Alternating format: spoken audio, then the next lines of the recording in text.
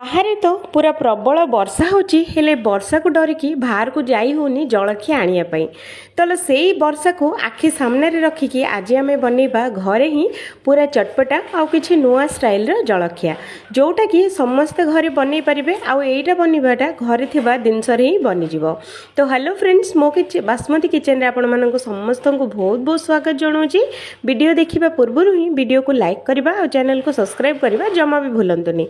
तो चलंतो सबुठु प्रथमे मु नहीं जाउची आधा कप सुजी। तो सुजीटा को टिके नाकु ग्राइंडिंग करके नहीं जातो। तापरे सुजी को आमर बाइंडिंग करने पई एठी मु दे दोची गोटे चामच बेसन दे सारला परे ए दुईटा जाक बढ़िया समय गोळेई नबा। तो देखंतु फ्रेंड्स एमिति करके आको गोळेई नेबे। एठी मु दे दोची गोटे कप आमर दही। जदि खट्टा दही अछि तो टिके नाकु कमी दियंतु, जदि फ्रेश दही अछि तो गोटे कप निहाती नियंतु। तो ए सबुतक बढ़िया समय मिसई नबा। तो एठी बैटरटा टिके नाकु हार्ड हो जाइए तो से आउ गोटे आधा कप पानी एठी मिसई दबा। बैटरटा को टिके नाकु पतला करदबा। देखिले ना। तो एमिति करके आको गोळेई नेबे। बैटरटा को टिके नाकु पतला करदेबे।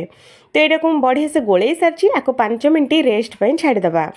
5 मिनिट पर देखिबा आम बैटरटा जो बहुत बढ़िया से सेट हो जाइए। सुजी बेसनटा बहुत बढ़िया से हमर फुली भी सारची। तो एठी मु दे दोची किछि कटा हितबा पियाज, किछि ग्रेट करा हितबा हमर गाजर, आउ अल्प टिके नाकु धनिया पत्र, आउ एठी मु दोची जीरा धनिया गुंड, तापरे स्वाद अनुसार लूण दे देकी एटा को आउ थरे बढ़िया से हमें गोळेई नबा। एठी आपण माने चाहिले निज इच्छा रे मसला गुडा भी आपण माने पकेई परिबे। तो एठी टिके नाकु दे दबा गरमा गरम तेल रे अल्प टिके नाकु जीरा सोरिष फुटेकी से तेलटा एठी हम दे दबा। अल्प टिके नाकु मिठा सोडा एठी हम दे दबा। तो आम नास्ताटा जो बहुत बढ़िया से फुली जीवो। तो सबू को बैलेंस करने आउ अल्प टिके नाकु चटपटा आनिया एठी मु दे दोची गोटे चामच चीनी। तो देखंतु बढ़िया से मु मिसई सारची। तो चलंतु एबे मु नहीं जाइए 3टा छोटिया छोटिया गिना आपण माने कप किबा गिना रखिथिबे जदी निहाती एमती थरे बनांतो। तापरे ए 3टा रे आमे भरी नबा। अल्प टिके नाकु खाली रखिबा जेहेतु कि आम पिठाटा बहुत बढ़िया से फुलिबो। तो यहाँ को टिके नाकु डिजाइन करने देखिए अट्रैक्टिव लगे से गाजर धनिया आउ आमर अल्प टिके नाकु लंका गुंड आउ अल्प टिके नाकु आमर धला राशि ताकु ऊपर ऊपर छिंची दबा। तो चलंतु एबे मु 2 ग्लास पानी गरम कर सारची। तो ता धेरे एमिति करके गिना गुड़ाक सब एमे इठी बसई दबा। बसई की घोड़े की आमे सिजेइबा 5 ରୁ 6 मिनिट पर्यंत पूरा स्लो मीडियम रे। तो देखंतु फ्रेंड्स 5 ରୁ 6 मिनिट हो सारी आम पिठा गुड़ाक देखंतु चाकू पूरा क्लीन अच्छी माने आम पिठा गुड़ाक परफेक्ट होगी सिझी सारी। तो देखंतु ठंडा टिके नाकु करदेबे। तापरे हाथ रे एमती गिनाटा को टैप टैप करदेले आमर पिठा गुड़ाक आराम से बाहर जीवो। खाइबा पई बहुत ही जालीदार बनी थाए, बहुत ही टेस्टी बनी थाए। आको बिना तरकारी भी बिना चटनी रे भी आपण माने खाई परिबे। तो देखंतु आजिर मजेदार रेसिपी आपण माने को केमिति लागला कोन कमेंट करबा जम्मा भी भूलिबेनी। जदि फर्स्ट टाइम मो वीडियो को जदि देखु थांती तो प्लीज मो चैनल को सब्सक्राइब करि नेबे आ लाइक करबा तो जम्मा भी भूलिबेनी। कारण आपण मानकर लाइक रे ही आपण आमे आउरी अधिक टिके नाकु नुआ नुआ रेसिपी आमे ट्राई करिया पई निहाती चेष्टा करिवो। तो देखते फ्रेंड्स केमिति लगिला कौन निहाती कमेंट करेंगे। जदि भल लगे तो निहाती थरे बनातु। बहुत ही टेस्टी बहुत ही हेल्दी रेसिपीटे यहाँ समस्ते घरे बसी ही बनई पारे। तो चलतु आउ गोटे रेसिपी पलैबा। तो सबुठु प्रथमे कौन करवा आमे बिरी बरा तो निहाती खाइथिबे, आलू बरा भी तो खाइथिबे, किंतु आज आमे बनेबा अट्टारे बरा। एटा भी को बिरी बरार भी टेस्ट कम नुहे, बिरी बराठू भी आउरी अधिक क्रिस्पी रहिबो, आउरी अधिक टेस्टी भी रहिबो। तो बिरी बराटा को बनैया पई बिरी चाउल बतरेया पई पड़ी थाए, किंतु एई बरा बनैया पई बिरी चाउल किछि भी बतरेया पई पड़िबनी। तो चलतु आजिर मजेदार रेसिपी आउ गोटे स्टार्ट करबा। कढ़ी बसैबा, गोटे चामच तेल गरम करवा, ता देहरे जीरा सोरिष टिके नाको फुटई सारला परे कंचा लंका एठी हमें दे दबा। किछि सेकंड पई फ्राई करवा, ता देहरे दबा धला जीरा धला राशि सॉरी, तापरे हमर किछि सुखिला लंका और धनिया और जीरा गुंड एठी टिके नाको देकी एगुडा को फ्राई कर दबा किछि सेकंड पई। तापरे पानी दे दबा गोटे कप। पानीटा को बढ़िया सा को गोळेई नबा। एठी हमें दे दबा स्वाद अनुसार लूण। लूण दे सारा पर पानीटा को टिके नाको फुटीगला एठी हमें दे दबा गोटे कप आमर अट्टा। जो अट्टा रे हमें रुटी बनौचे से अट्टा ही नहीं जिबा।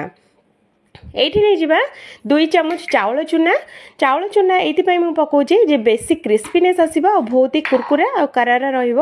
ତ ସେଇଥିପାଇଁ ଆପଣମାନେ ଚାହିଁଲେ ଖାଲି ଅଟାରେ ବି ଆପଣମାନେ ବନେଇ ପାରିବେ ସେମ୍ ପ୍ରୋସେସ୍ରେ। ତ ଏଇଟାକୁ ଏମିତି କରିକି ଜନ୍ତି ନେବେ। ତ ଦେଖନ୍ତୁ ଫ୍ରେଣ୍ଡସ୍, ଏମିତି କରିକି ଜନ୍ତି ଦେବେ ଯେହେତୁ କି ଆମର ଅଟା ଆଉ ଚାଉଳ ଚୁନାଟା ବଢ଼ିଆ ସେ ସିଝିବାର ଅଛି। ତ ଦେଖିଲେ ନା। ତ ଚାଲନ୍ତୁ ଗ୍ୟାସ୍ଟାକୁ ବନ୍ଦ କରିଦେବା। ଏ ବ୍ୟାଟରଟାକୁ ଅଲଗା ଜାଗାକୁ ଆମେ ବାହାର କରିନେବା। ତ ଥାଳିରେ ମୁଁ ବାହାର କରିସାରିଛି। ଆକୁ ଟିକେ ନାକୁ ଥଣ୍ଡା ହେବା ପାଇଁ ଛାଡ଼ିଦେବା। ତ ଟିକେ ନାକୁ ଥଣ୍ଡା ହେଇଯାଇଛି। ଏଇଠି ମୁଁ ଦେଉଛି ଫ୍ରେଣ୍ଡସ୍ ଆମର ସିଝା ହେଇଥିବା ଆଳୁ। ସିଝା ଆଳୁଟା ନିହାତି ଦିଅନ୍ତୁ। ସିଝା ଆଳୁ ଦେଇ ସାରିଲା ପରେ ୟା ଦେହରେ ଆମେ ପକାଇ ନେବା ଢେର ସାରା ଧନିଆ ପତ୍ର।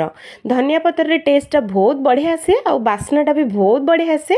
ତ ସେଇଥିପାଇଁ ଥିଲେ ପକାଇବେ, ନହେଲେ ସ୍କିପ୍ ବି କରିପାରିବେ, କିନ୍ତୁ ଧନିଆ ପତ୍ରଟା ଦେଲେ ବହୁତ ହି ବଢ଼ିଆ ଲାଗିବ।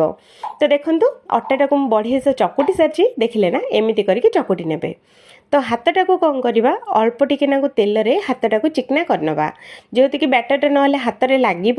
ତ ସେଇଥିପାଇଁ ହାତଟେ ଟିକେ ନାକୁ ତେଲ ହଉ ପାଣି ହଉ ଲଗେଇକି ହାତଟାକୁ ଟିକେ ନାକୁ ଚିକନା କରିଦେବେ। ତାପରେ ଏମିତି ପେଡ଼ା ସେପ୍ର ନେଇକି ଏମିତି ଛୋଟିଆ ଛୋଟିଆ ବରା ସାଇଜ୍ର ଆପଣମାନେ ମଝିରେ ଗୋଟେ ହୋଲ୍ ଦେଇଦେବେ। ଦେଖିଲେ ନା।